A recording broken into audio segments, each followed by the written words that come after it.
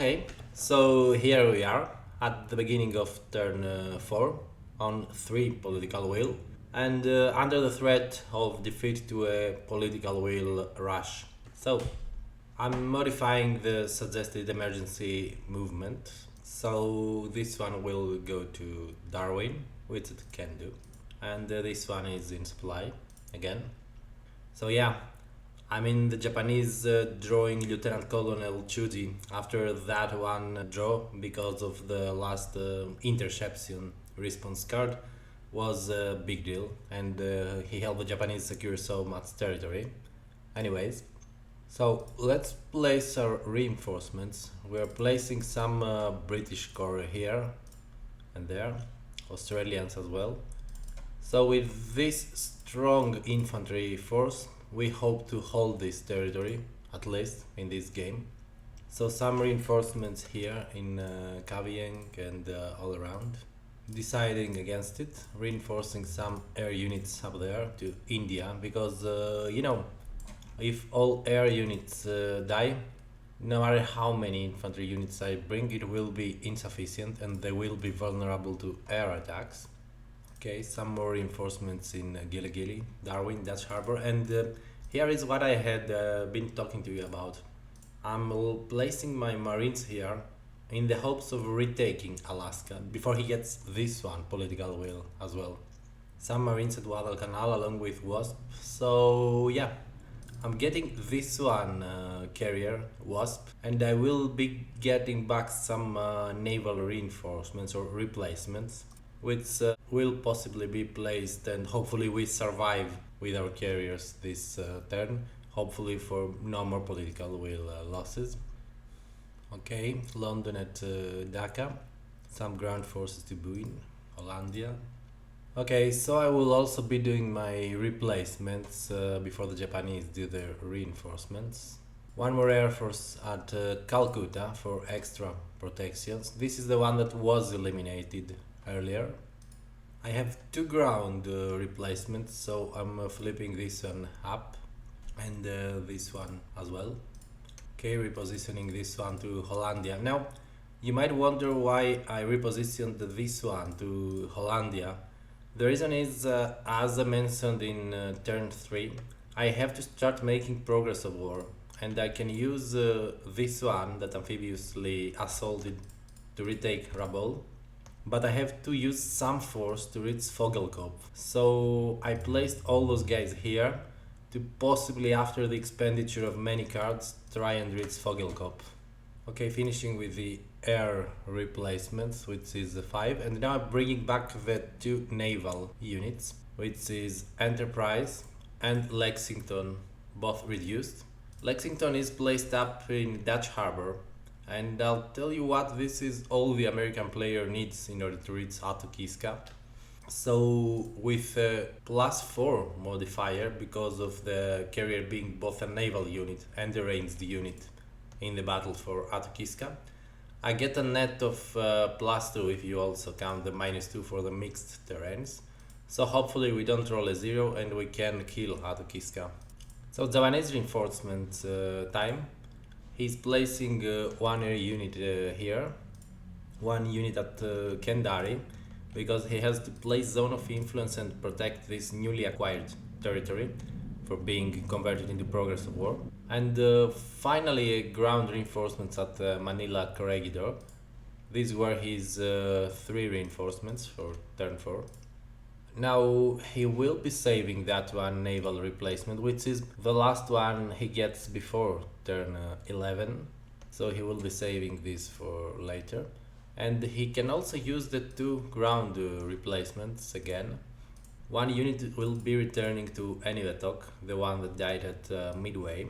And there's also Atokiska being reinforced. So he wants to prevent me from reclaiming Alaska. Let's see. So time for the submarines, and at this stage I need a 0 to 3 to hurt his turn 4 card draw. I'm rolling a 7, so he's going to draw 7 cards as normal, and I'm drawing 7 cards as well. So Japanese player going first, and he starts with Invasion of Java as 2OC for operations. So he will not be using this logistic value of 4 to activate the South HQ. He will be activating for possibly another headquarters. Now he's eligible to declare only one battle hex, and he's using the South Seas one for the total of 4 activations. Okay, so he's activating these 3 units that ended up in supply last turn, and he's evacuating those. That's a smart move, and he's also repositioning the Guam Marines to Okinawa, because these ones were doomed here, and because of my recklessness last turn, I missed the chance of eliminating those and securing Rabol while also destroying the Marines and Alba. So he's giving up Rabol, and we also have got one easy progress of war at Midway, but we have to struggle for our 3rd progress of war hex, which I remind you is 3 because my amphibious shipping points are 3. Otherwise, at 4 or more, it will be 4 hexes required. So I'm drawing a 7 card hand, and I start with Japanese Army-Navy dispute as an event. So this is my hand for turn 4. This is interesting. I am using this one to cause some inter-service rivalry to the Japanese. And I've also got Operation Vengeance, the death of Yamamoto, which would render this one unit out of supply if it was played earlier.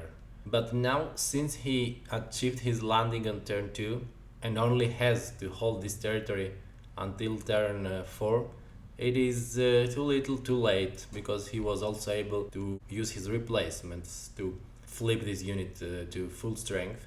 So even if Yamamoto dies right now, this unit will indeed die, but only after securing Alaska.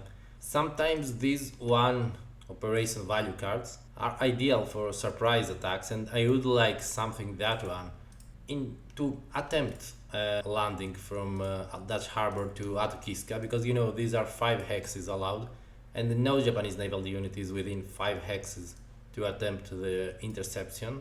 So who knows, maybe that would be a kind of usage. We are also drawing a bonus card, which would be another big operation, Black Day, only for air units, which we definitely cannot make value out of such cards so early. Then we've got Naval Battle of Guadalcanal, played by the Japanese player. So this is a pretty good event, which says that if prior to reaction a Japanese BB naval unit occupies a battle hex that contains an allied air unit but no allied BB naval unit, then 1 allied step is lost. So yeah, he can use his battleships to shoot down an air step of mine. This is a 2 OC value card, providing 5 logistic values, so let's see how he is using that. So the SN Brigade from Apari is this one, and also we got Nachi and Shokaku from Miri, as well as the reduced Mogami, Akagi, and the Marine from Okinawa. Or actually, he is rethinking all that and using South HQ. So the total of activation is 6 in that case. He's activating the Marine to land onto Singapore and complete the conquest of Malaya. This is 1 out of 4 amphibious shipping points used. Now he can only use up to 4 amphibious shipping points because of the inter-service rivalry. It is half of 7, rounded up. Then we've got Shokaku and Nazi assisting in this battle, because you know, it would be within range of MacArthur from Windham, so why risk that? And then we got Akagi moving back to Tokyo or Nagoya. The thing is, if you notice closely, Singapore is 1 hex too far from Siak. So Siak has a range of 10, and this is 1, 2, 3, 4, 5, 6, 7, 8, 9, 10, 11 hexes. So Siak can intervene to Kuantan, but not to Singapore.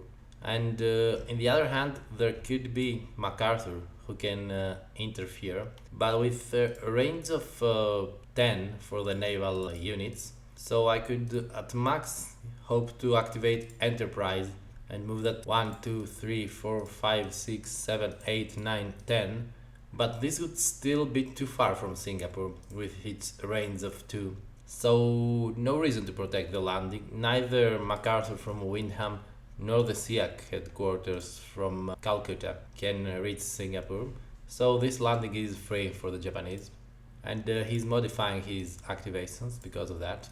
And he's bringing some units to Rangoon, and the Malaya headquarters will automatically be eliminated. Singapore will be Japanese controlled. So our turn, and we shall use the newly drawn Black Day card for operations, 3 OC value plus whatever we choose. So we're activating Anzac for a total of 4 activations, and we're using the Australian Corps, which again has the problem that it is out of supply, because the one sea segment takes us to Port Moresby and the land segment takes us here. But it seems nobody had noticed in that case. This is some tricky situations, but we both should have been more careful about that. And we're also activating Enterprise, or never mind, we take that all back and play Αξίωμα as 2 OC for operations, because we see we can make more value out of that. So we're using this one from Hollandia, both cores, and this one from New Britain to advance into Rabold, although illegally, as we have mentioned. So normally the placement of Anzac is conducted somewhere eastward, like at the eastern edge of Australia or Port Moresby, for example, which would allow for this overland advance. In that case, I tried something different by placing it at Darwin, but none of us has noticed, and we move on at this stage. Now, Jules is playing War in Europe as the Japanese, a minor Axis victory. You will notice that War in Europe gets stronger as we are earlier into the game, like 1942 has a 2 value, so he's dropping the War in Europe level by 2. And as for the Allies, the War in Europe cards get stronger and stronger as we go later into the game. Right now they are of lower value. So the bad news is that with War in Europe down here, my next turn's reinforcements will be delayed, which would be turn 5's ones. And practically I will be getting no reinforcements at all, because I have already gotten the turn 4 ones, and these ones will be delayed. So this is the tough stage for the Allies without reinforcements. Now, I'm playing the US Carrier Raids card. Let's take a look at this card. This is a one-time use and then it leaves the deck. So it can only be used by the Central Pacific headquarters with a logistic value of 0, and this card cannot be cancelled either by a weather card or the intelligence condition by a reaction card. This is a guaranteed surprise, but only using US carrier naval units, which would be a cool one if we had more carriers. Guess what? We have next to nothing, only Wasp placed here, Enterprise at Windham, and this one Lexington. So practically we only have Wasp and Lexington that are reachable by the Central Pacific headquarters, and we can make little to no value from this surprise. So I'm activating Wasp and Lexington, and I'm moving those right here, because the only target we can practically strike at is Guadalcanal with this air unit and 10 Ryu. So at least I'm hoping to reposition my units, and I'll tell you what, I want to bring them to Alaska and hopefully use this combined attack of 20 to deal 1 hit to this one unit before landing onto Atukiska and hopefully reclaiming it. So that's Battle A. These are desperate times, so we're trying to cling on to what we can. And we're rolling a 1, which is interesting because we've got the guaranteed surprise attack for a +3, but with a 1, it's just that the 1/4 result grows up to half result with this +3. So this is just half of our combined 20. So I can just deal 1 step of damage to the Air Force, I guess, and that's about it. I needed something more, and if I had something more, I would damage like 1 step on the air unit and 1 step on the tannery, which is no big difference, to be honest. So now he can fire back, but only with 9, so unless a critical hit is there, no damage is to be dealt to our carriers, and we're repositioning both of those to that harbor. However, Jules has got something in his hand, which is submarine attack. Now, submarine attack is regardless of the intelligence condition. This is an attack reaction, so this is practically the only thing he could have used right now. And if he rolls 0 to 4, I do lose one naval step, and it can even eliminate a unit of mine, and he's drawing a strategy card for that. So let's see what he's rolling. He's rolling a 9, which is not what he would like. So in this case, my carriers remain as they were, and I've got 20 factors gathered at that harbor, ready to strike back at Atukiska. Now he's playing Tinian Raid as 2OC for operations. This is a weak event for early, but a handsome one for late game, logistic value of 1, and it is kind of a submarine for the B-29 bombers, which is for late game. You have to roll low and shoot down a B-29 long-range bomber, so you reduce the opponent's chances of successfully strategic bombing Japan.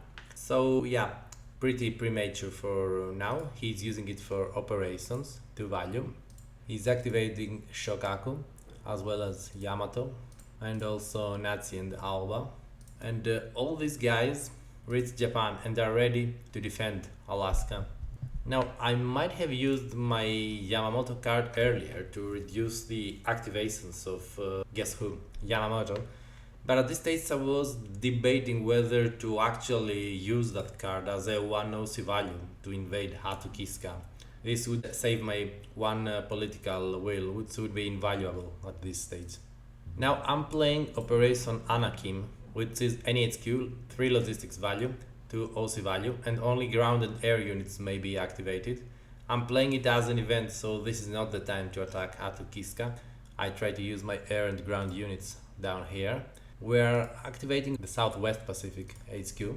So using these units, we reposition those and get 1 step closer to Fogelkop, which will be our one of the Progress of War hexes. And yeah, I was tempted to use it on Burma because you know, so many ground units and air units, it would be cool for activation and usage towards Rangoon. But sadly we have to pursue this one political will by all means. So air units moving to Biak and targeting this one elite air force. So if you notice, I have moved 3 long-range bombers for a combined total of 12 factors, and if this succeeds, which it has a like 50% chance of doing so, like 0 to 4, then I might surprise him and deal some damage to this air force. Again, I do not have any issues with trading air steps because I get a lot of air replacements, unlike him. Still, I decided against that and decided in favor of attacking Soryu. My 12 factors are enough for hurting Soryu and possibly facilitating my later offensive operations into the Pacific. Now let's see how the Japanese player reacts. He's rolling 2, which means he can react, which is sad because now he can bring a lot of reaction forces. You see, Akagi, Zunyo, and an air force from here can react. Also Soryu and this one AF. And he's bringing those, Zunyo and Soryu, in striking distance from Truk with a range of 3.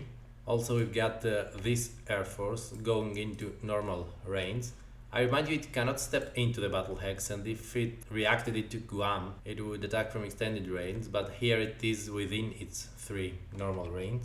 Then we get this one from normal range as well, and Akagi in striking distance. So his combined total for this battle would be, let's count, 12 plus 10, 22, plus 6, 28, plus 20 for 48, plus 8 for 56. And I've got my 12. So he's protecting Soryu, and because he could make this reaction, he's bringing everything he's got to hurt my air forces. And he's rolling 0 for me and an 8 for him it is attacker first. So we lose all but one step because of his 56 attack factors, and we deal no damage, so we pay dearly for this endeavor. So he's repositioning back, and we are left to post-battle move just this hurt Air Force unit, which we're moving to Hollandia, and that's it. Yeah, my comment here is that I could have used the card as ops instead of event. This would have resulted in one less activation, but you know, in that case I would have brought one less Air Force, and I was debating that for a long time. But I decided for the event, and it didn't matter anyway, because even if I had used the card as operations, the intelligence range would be 2 or lower, and here all the 2, so no difference actually. Now Japanese card number 5 would be Battle of Midway as an event. Time for Yamamoto to indulge in his favorite pastime, hunting down US carriers. So because I delayed my attack onto Atukiska enough, he has now mastered his forces and he can attack me. Let's take a look at this card, Operation Me, Battle of Midway. 8 logistic value, coupled with the 3 of Yamamoto, makes up for a total of 11. But all battles must be fought in 1 hex islands, so all around the Pacific. No New Guinea, no Philippines, no Japan. This is kind of an all or nothing card for the Japanese. You bring it all onto the Americans, and it might be that you are ambushed, as historically happened, and lose a lot of power, or it succeeds and achieves some major damage. And there's also an intelligence condition, an unusual one, that if I have no allied air Zoe onto hex 5508, which is the French frigate Shoals, in that case I do have a Zoe, otherwise I would have some +4 to an intelligence die roll, so this would make maybe for a surprise. So he's activating all these beefy units, and there's more to that. Hiei and the Marines, or actually Takao. Okay, also Nagato and Takao and this Air Force. And he's bringing it all, or most of it, to Dutch Harbor. He's using a combined total of, 10 plus 12 plus 6, which is 28, plus 18 for a total of 46. Also Sokaku, which raises it up to 60.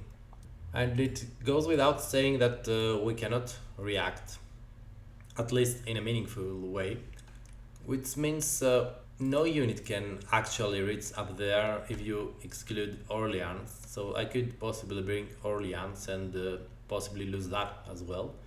And with our 20, we can deal some steps of damage, like 12 here and another 8 here. But the problem is we shall lose much of our naval power, which will make our operations onto Atukiska next to impossible. So our intel is 0, good enough for reaction. So I'm indeed bringing New Orleans to the mix to deal some extra damage.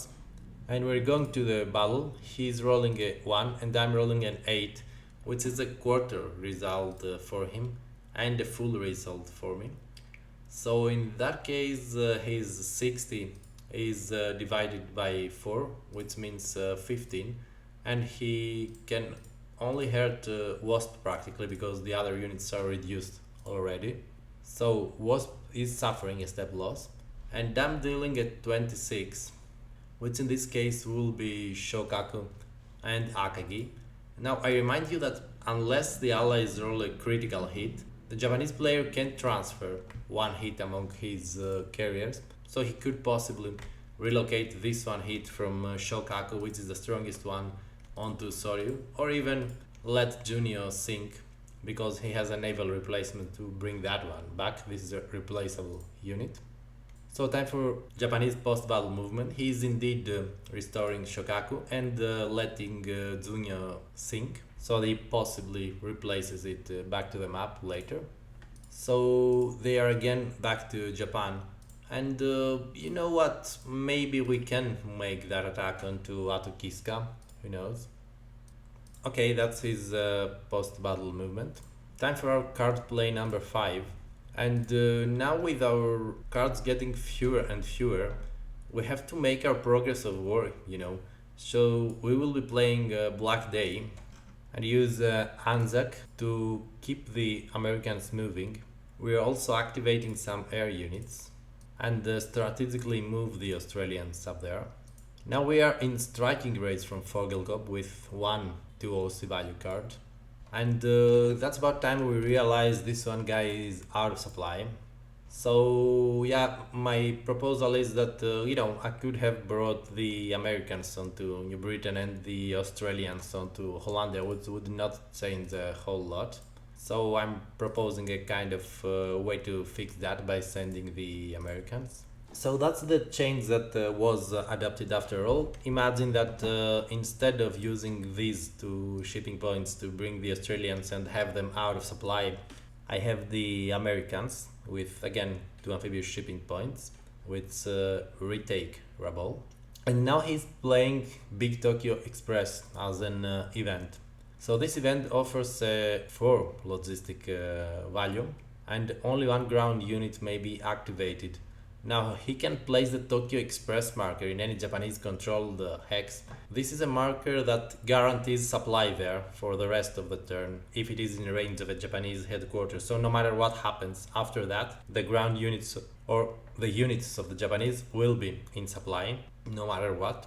Let's see how he is using that. And since he has got a lot of military units this turn, he can use again his Yamamoto to strike on my naval units at Dutch Harbor again. So he's activating all these beefy naval units. Also these ones, Kamikaze and Takao. So Akagi is moving here along with Yamato, Hiei, Soryu and Shokaku for even more naval power. Now, I kind of blame myself for not conducting my attack onto Atokiska earlier, but to be absolutely fair, it would mean either having to use 1 card to hurt this 1 ground unit and then conduct my amphibious assault in the 2nd card, and in the meantime he could have punished me anyway, or I would have to use possibly Operation Vengeance to strike onto this unit and hope that the amphibious assault will succeed. Now let's do some maths. If he has got like 1 ground step left, like if this one was flipped to my attack, it can still deal up to 2 times its damage, so 18, and my defense strength would be halved due to the amphibious assault. So even if I attack with these 2 steps, 12 and 8, he practically needs a 12 and an 8 in order to fully eliminate those. That's why I brought these 2 here, because if he has got only 1 step of 9, he cannot fully eliminate those, and I will possibly eliminate him, and I will be taking control of Atokiska, but only if he's left with 1 step. Now in order for that to work, it has to be that Wasp and Lexington and Orleans combine their strength to attack. Or actually it could be only Wasp and Lexington, or Wasp and Orleans, no difference. But with my Central Pacific activation or efficiency rating of 3 and coupled with the 1 logistic value of the Yamamoto card, I get 4 activations, so it would have to be 1 attack, a risky one. So if I use Wasp and Lexington for a combined total of say 16 factors, it has to be that my attack absolutely succeeds, which means if I hit surprise, I have to again not roll a 0 to 2. Otherwise this is not enough to eliminate 1 ground step of his. And if my surprise does not succeed, either because of his roll or a reaction card, I have to roll 6 or more in order to deal that 1 damage. And this might seem like a low risk play to possibly take Atokiska, but it actually isn't, because If I miss that, in that case, this 18 strength of his will possibly be doubled or 1.5 times, and this is definitely enough to eliminate both my marine ground units. And if you don't remember what happens in that case, I will remind you. I lose one political will for having my whole ground force destroyed, which is something that would possibly end the game right here, right now. So again, I gambled on him not having the naval strength to revisit that harbor, and that my naval units survive and hopefully do their job later on. I decided to play it safe and at least secure I'm getting the progress of war done and not lose the game right away. All of this at the risk of having my fleet attacked again. So he's revisiting and we are reacting. We get a good intel roll, so no surprise. And I'm prompting him to actually place his Tokyo Express marker because, I'm going to play Operation Vengeance possibly, and this unit will be eliminated. Anyway, nothing to bring here, and he rolls an 8 this time and I'm rolling a 6. So I've got a combined total of 8 plus 8 plus 6 for a total of 20. And he's got his usual 60 or even more, which is in this case 18, 32 plus 35 for a total of 77, more than enough to eliminate all of our navy. So at least we are dealing one step of damage to Yamato. So he's post-battle moving, and he's joking to me that if I also have Enterprise dying, then he would get one more political will for sinking my carriers again, which of course I'm in no position to do. So as for Tokyo Express, he can't see any especially good usage of it. So even if he places it at Atukiska, if Yamamoto dies, a happy man of course, due to our event, this unit will be out of supply, and this would also be out of activation range, so this would just save that unit for just one turn. So he decided to place the Tokyo Express on Fogelkop to have this unit in supply, and possibly evacuate it if I don't attack right away, which is precisely what I'm going to do. Okay, so in for card play 6. This is time we play Operation Vengeance now. I mean, we have gone through why we ended up not risking playing it as an offensive to possibly retake Alaska, and now it is impossible because we have also lost our fleet. So we can't help but compromise with the fact that we are losing Alaska, and at least we are killing Yamamoto, replacing it with much weaker Ozawa combined fleet, which means one less activation range and one less efficiency rating, which is a huge not only for offensive purposes for the Japanese, but also for reaction. He will be able to react with one unit less to any of our future offensives. And this also means that this guy in Atukiska will be out of supply and eliminated, unless of course he chooses to redeploy one headquarters and bring it to Ominato, for example. So, to be honest, this is not the biggest of deals for the Japanese right now, because as you may have noticed, they have conquered all that they wanted, and now they can switch to defensive posture. I mean, losing Yamamoto is deadly early on, but they are at this stage where they have completed their main objectives, and they can now sit back, relax, and have the allies lose political will or something. But while we cannot help but losing the political will due to Alaska, this has some slight implications that we are gonna witness later. So Japanese next play is playing a card as future offensive, and we're responding with right now he has played his future offensive, and he's left without cards in hand. And because we had a future offensive last turn, this means we got a couple of plays for ourselves, and this means we have Operation Brewer plus these two cards, Operation Forager and skip bombing attack, and we can play them in any order that we wish. Let's see what we decided to do. So by weighing out the risks that we can take and the value we can make, we decided to play Operation Brewer as an event. And yeah, after saving this card for like 2 turns in the future offensive, this is time we managed to mount a counter-attack and possibly strike back. The thing is, I have seen some liability of his in Surabaya. This is a very important hex. It is one Dutch East Indian resource. And what we need is some infantry to land here.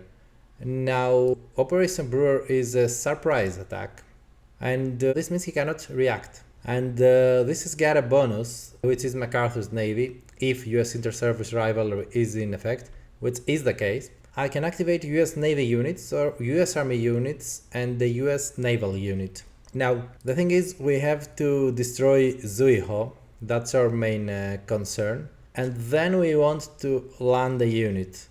Now, with inter-service rivalry, we cannot exactly use our infantry. And even if we did, we don't have any US infantry in range. We want these guys to destroy Fogelkop. So we primarily want to use Navy to destroy Zuiho. And with a guaranteed surprise, we're very likely to do. And if you notice, if we take Zuiho out, there is no other zone of influence over Surabaya. And we may land here and reclaim that one resource.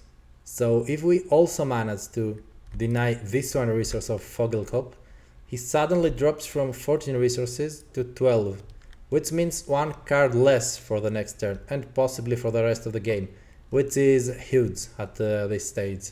So we're activating MacArthur. The logistic value is 1 plus the 2 of MacArthur for a total of 3 units to be activated.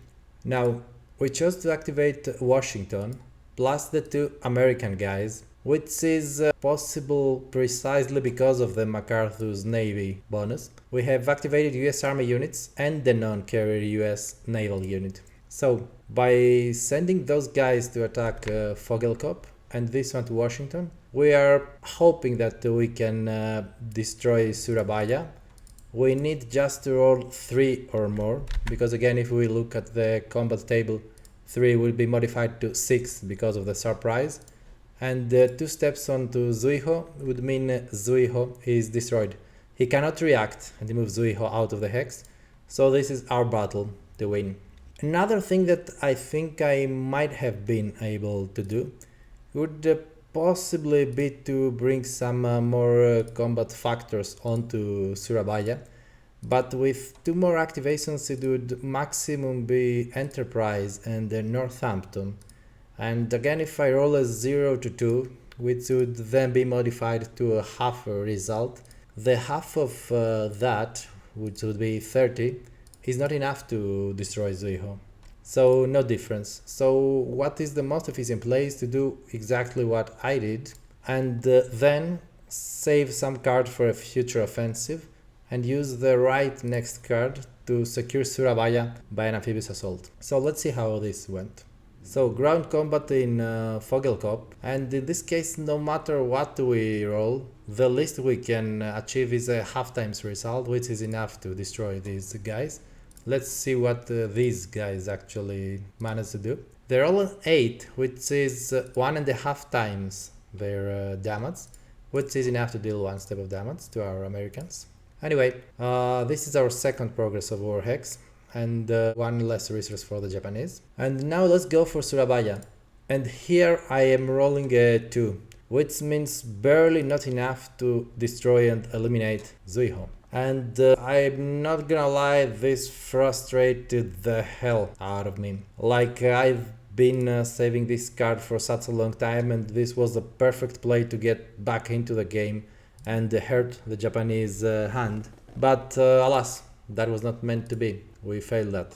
So we end up with Zuiho suffering just 1 step loss because of this fiasco, and we move on. Washington back. And if I had taken more risks like trying an amphibious assault onto Surabaya, my point is that I would fail the amphibious assault because it would be just a non-ranged naval unit against a carrier. So the amphibious assault would fail, and so would my progress of war, and I would lose one more political will, which would be disastrous. But at least we played that one safe. So I have still some cards to play, and I'm placing skip bombing attack as a possible future reaction card to the future offensive. And then I will play Operation Forager to complete my progress of war requirements, which is one more hex. And I'm using Operation Forager this way. I'm activating Anzac again, so 4 activations, 3 plus 1. And I'm activating 2 Americans and 1 New Zealander.